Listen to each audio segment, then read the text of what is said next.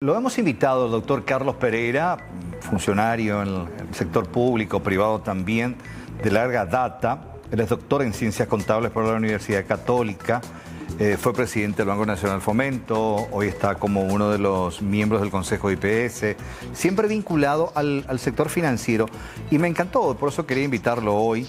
El libro que lanzó la semana pasada se llama El camino hacia la libertad financiera, pero más que nada va enfocado para tratar de tener una guía esencial acerca de cómo entender la función de las finanzas personales y empresariales, que es fundamental. Es muy importante. Sí, la educación financiera. Y recién lo comentaba justamente acá, acerca de algunos ejemplos. Y bueno, tratar de entender un poquitito que no es tan complicado había sido. O bueno, por lo menos desde sus palabras aparentemente no es tan complicado. Claro. Doctor, ¿cómo te va? Qué gusto tenerte. Buenas tardes, Carlos. Un gusto estar acá. Bueno, Gracias por la invitación. ¿este libro qué nos enseña, doctor? Bueno, realmente eso resume un poco casi la historia de mi vida, ¿verdad? De todo lo que yo vine pasando, varios tipos de crisis, empezando en el sector financiero en el año 98. Luego, 4 años más tarde, con otra crisis que azotaba el sistema financiero, donde me tocó estar al frente de la liquidación de uno de los bancos más grandes del sistema en ese momento. Y hasta que en el 2012, al llegar al BNF como presidente, ahí terminé de entender el enorme perjuicio que causaba en la gente el endeudamiento, la cantidad de deudas que tenían y los ahorristas que habían perdido su dinero en las crisis financieras anteriores, ¿verdad? Todo eso y al llegar hace un año, 8 meses al IPS, también me afectó mucho ver que los jubilados tienen problemas de educación financiera, además de que las pensiones que cobran tampoco les alcanza para la cantidad de tratamientos, medicación y un montón de necesidades básicas que no cubren. Ustedes saben que el 60% de los jubilados no tienen casa, por ejemplo. Y yo creo que eso me ha motivado como para decidirme a...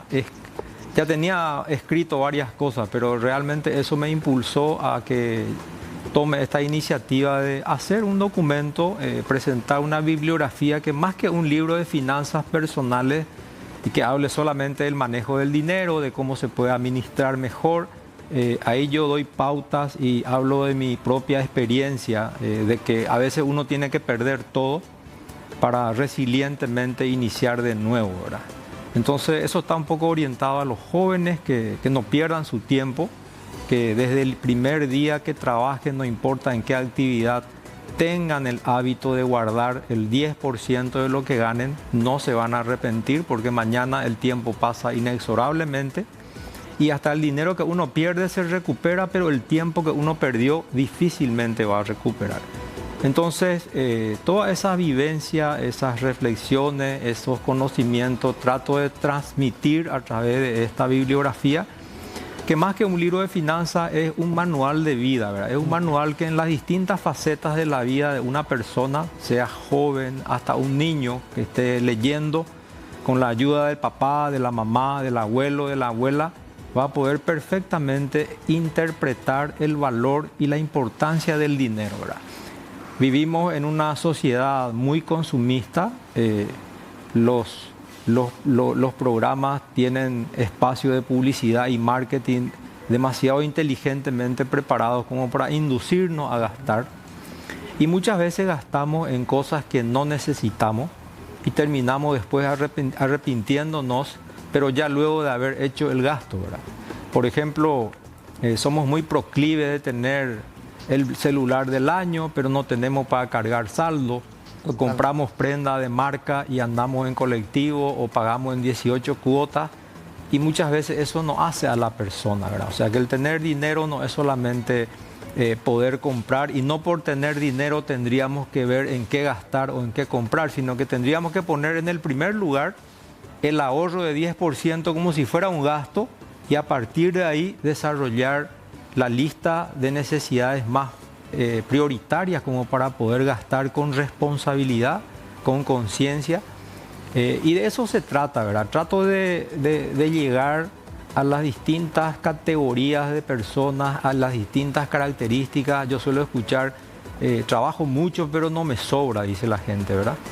Y yo creo que hay que hacer siempre, como contador que soy muy pragmático, pero también soy muy detallista en el manejo del dinero, ¿verdad? Trato siempre de anotar todo, de manera que uno, al anotar, uno pueda después hacer un repaso de los conceptos, ¿verdad? Como para poder, por ejemplo, si adoptamos las costumbres de salir a cenar todos los viernes, son 4 viernes en el mes, a lo mejor uno es suficiente o a lo mejor no hace falta tampoco, ¿verdad? Entonces, el salir significa moverte, cargar combustible, pagar la cuenta, pagar la propina. Y si uno suma todo eso en una semana, en 2 semanas, en un mes, y dice no me alcanza, yo creo que con esas pequeñas identificaciones de rubros, de gastos superfluos, van a ir formando ese colchón de seguridad que yo le llamo, de tener el hábito de ahorrar para después invertir en otros activos que produzcan dinero mientras uno esté trabajando. Esa es la generación de ingreso pasivo. Por ejemplo, si yo compro un auto usado y lo hago con un crédito, la gente me dice, ¿eso es bueno o es malo? Y depende, ¿verdad? La deuda buena y la deuda mala depende de los objetivos y de las aplicaciones que uno le da a ese dinero. Si yo ese vehículo voy a hacer trabajar por decir, en Vol, voy a tener que pagar al chofer, voy a pagar los gastos de combustible y aún así me queda saldo para pagar la cuota de ese auto, que en 12, 15 meses voy a cancelar. Y entonces me voy a quedar con un patrimonio que va a ser ese auto por el cual ya no voy a deber. Esa es una deuda buena porque está generando una productividad, está generando un ingreso mientras yo estoy trabajando. Y de eso se trata, ¿verdad? Tratar de que la gente identifique su propio potencial, en qué es bueno y que haga eso en donde él sobresalga de acuerdo al talento que tenga. Y instarle a los jóvenes, ¿verdad?, a que no tengan miedo de fracasar. El fracaso finalmente es parte del éxito. El éxito es un proceso y cada proceso nace con un objetivo y luego con un plan de acción para poder llevarlo a la práctica. Doctor, este tema de la libertad financiera, ¿es posible para aquellas personas, aquellos obreros que ganan solo el salario mínimo? Yo diría que para cualquier tipo de ingreso, para mí es posible el ahorro. Me tocó a mí personalmente, perdí mi trabajo y me encontré a mí mismo, por decir de una manera breve, y por eso dije al inicio que uno a veces tiene que perder todo para poder ver, porque finalmente cuando uno no tiene dónde ir o qué hacer, lo único que hace es ver qué puede hacer y cómo hacer, y sobresalir en lo que puede y en lo que sabe hacer. En las crisis están las oportunidades. En las crisis están las oportunidades. Por algo los orientales, ¿verdad?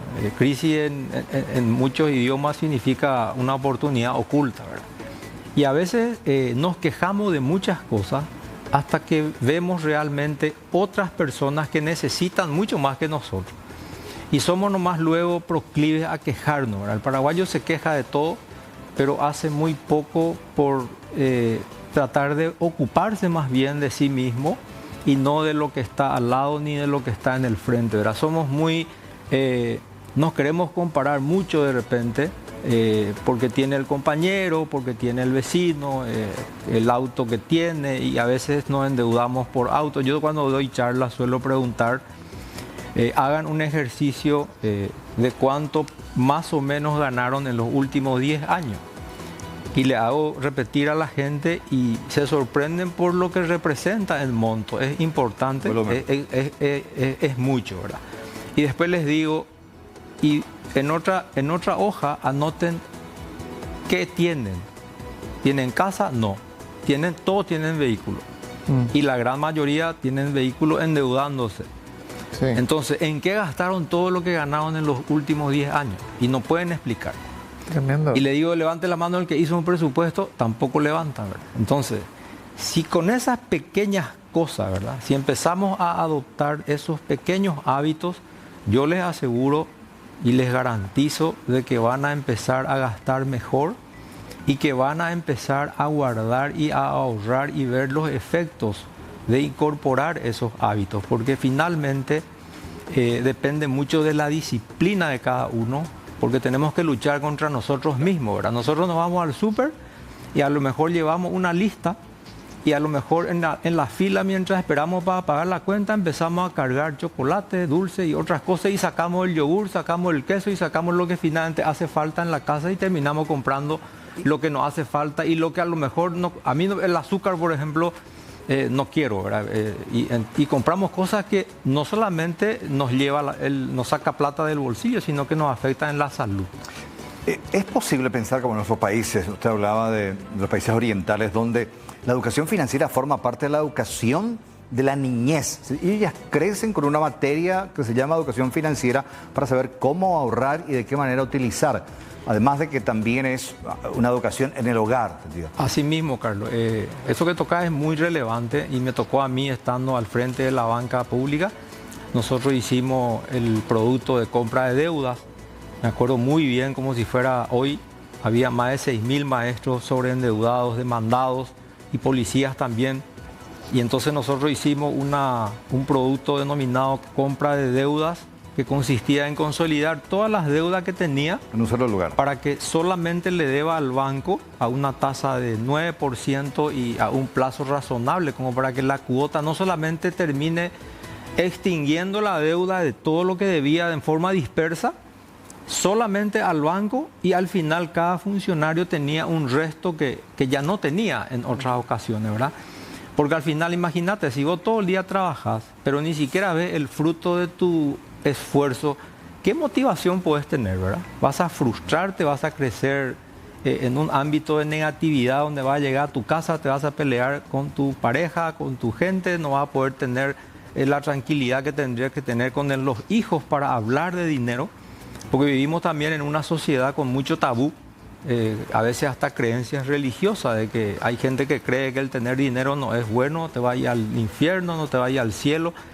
Y tenemos que ir rompiendo esos moldes, tenemos que ir rompiendo esas costumbres. ¿Y nunca le presentaste a tu par en su momento, ministro de Educación, la posibilidad de incluir la educación Sí, lo hice. financiera? Cuando yo estaba como presidente del BNF, de hecho que hicimos un libro en el banco también de educación financiera.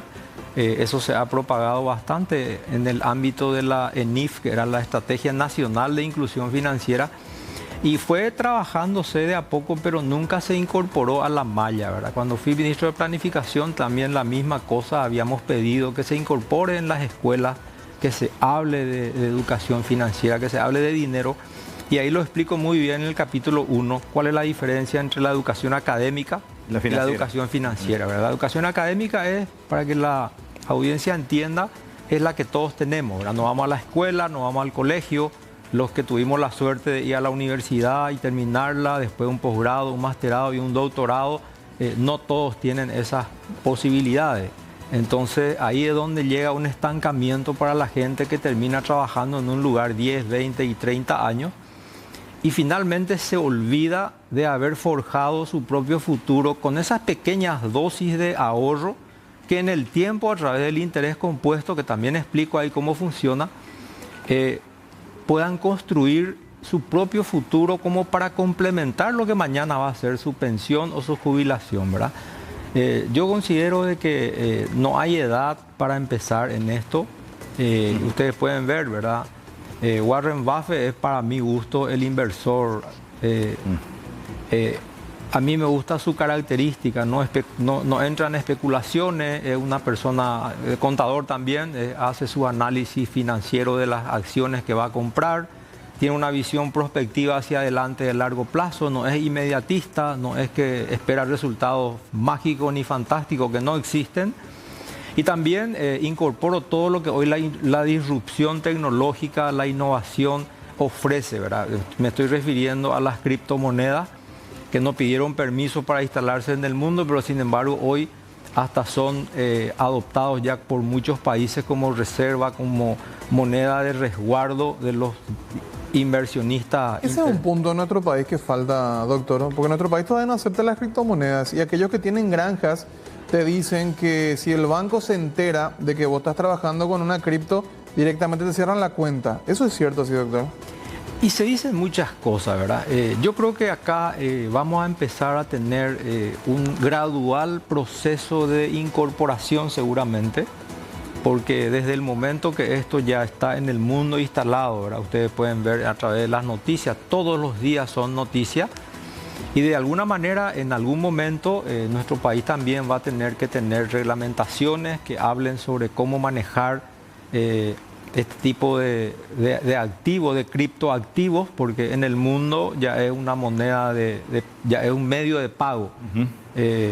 Ahí está el famoso ejemplo en el 2010 de las dos pizzas que dieron origen a la comercialización del Bitcoin, ¿verdad? Cuando estaba en 0,0025 centavos de dólares, y eso equivalía a 10.000 Bitcoin. Imagínate, hoy las dos pizzas, cada 22 de mayo se hace como el día de la pizza mundial, ¿verdad? Hoy el Bitcoin está aproximadamente en $104.000. Imagínate, $208.000 por un par de pizzas. ¿Quién pudo haber tenido esa visión, ¿no? Ni esa creencia de lo que hoy iba a valer esa moneda virtual, ¿verdad? Interesantísimo. Mira, este es el libro para la gente interesada, una lectura yo creo que obligatoria en estos momentos, y es para toda la familia. Está concebido en un lenguaje precisamente para que los padres puedan compartir con los hijos también, y es muy importante. El camino hacia la libertad financiera. Doctor Carlos Alberto Pereira Olmedo, muchísimas gracias por tu tiempo, gracias por el libro también. Vamos a comenzar a leer acá con Juan Carlos, ya que no tuvimos la oportunidad de que nadie nos enseñe en su momento. Nunca es tarde, ¿eh? Absolutamente. Doctor, un placer. Al contrario, Éxitos. Carlos, Juan Carlos, muchas gracias por la invitación y siempre estamos a la orden. Está ya en las mejores librerías del país. Lectura recomendada. Sí, totalmente.